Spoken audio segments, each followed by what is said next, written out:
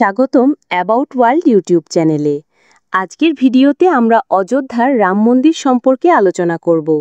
জানব রাম মন্দিরের অজানা তথ্যগুলো। দেখতে থাকুন ভিডিওটি। অযোধ্যার রাম মন্দিরে প্রবেশ করার আগেই মনে হয় যেন কেউ স্বপ্নের ভেতরে হাঁটছে। বিশাল প্রবেশদ্বারের সামনে দাঁড়ালে মনে হয় যেন কোনো এক মহাকাব্যের দরজায় এসে পৌঁছেছি। সোনালি রঙের পাথর দিয়ে গড়া এই মহামন্দিরের গম্বুজ আকাশ ছুঁয়ে গেছে। সূর্যের আলোয় তা যেন সোনার মতো দীপ্ত হয়ে ওঠে। ভোরবেলা যখন প্রথম সূর্যের কিরণ মন্দিরের চূড়ায় পড়ে, তখন সেই ঝলক দেখলে মনে হয় আকাশ থেকেই আলো নেমে এসেছে এই ভূমিতে। বাতাসে ভেসে আসে মন্দিরের ঘণ্টাধ্বনি, ভক্তদের জপ আর ফুলের ঘ্রাণে চারপাশ এক অদ্ভুত শান্তিতে ভরে যায়। মন্দির প্রাঙ্গণের ভেতরে ঢুকতেই চোখে পড়ে খোদাই করা অসংখ্য স্তম্ভ।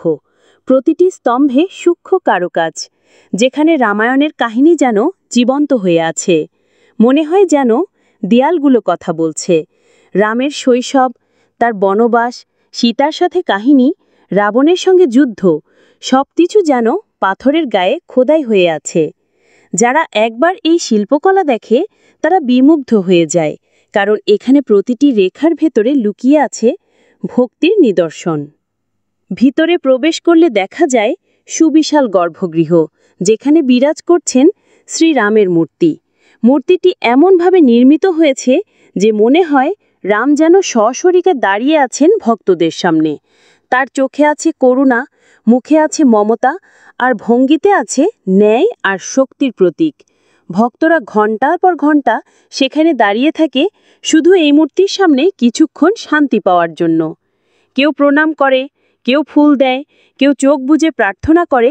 মুহূর্তেই মানুষের মন অন্য এক জগতে পৌঁছে যায়। মন্দিরের ভেতরে আলোসজ্জার এমন ব্যবস্থা করা হয়েছে যে দিন কিংবা রাত যে কোনো সময়ে তার সৌন্দর্য একই রকম দীপ্তি ছড়ায়। সন্ধ্যা হলে হাজার হাজার প্রদীপ জ্বলে ওঠে, যার আলো প্রতিফলিত হয়ে পুরো মন্দিরকে স্বর্ণমণ্ডিত করে তোলে। ভক্তরা প্রদীপ হাতে আরতি করে, তখন পুরো পরিবেশ ভরে যায় ঘণ্টাধ্বনি, শঙ্খধ্বনি আর ভক্তিগীতে। সেই দৃশ্য দেখলে মনে হয় যেন দেবলোক থেকে নেমে এসেছে এক অদ্ভুত শান্তি। মন্দির শুধু ভেতরেই নয়, বাইরেও সমানভাবে মহিমান্বিত।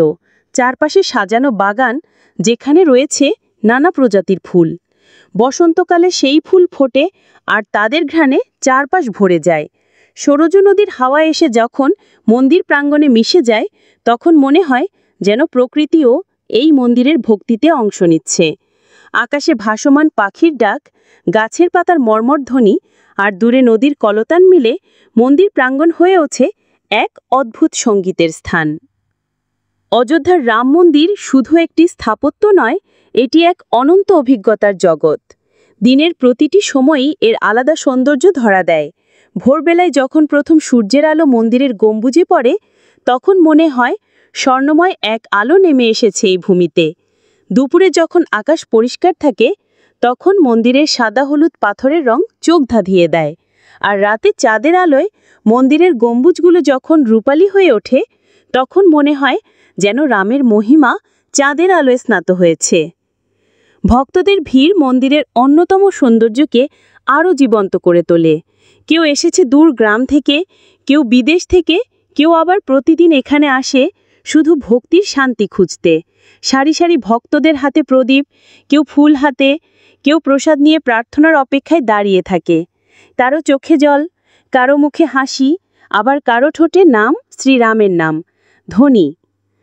আর হাজার হাজার কণ্ঠ মিলে যখন শ্রীরাম উচ্চারণ করে, তখন সেই শব্দ আকাশ ছুঁয়ে যায়।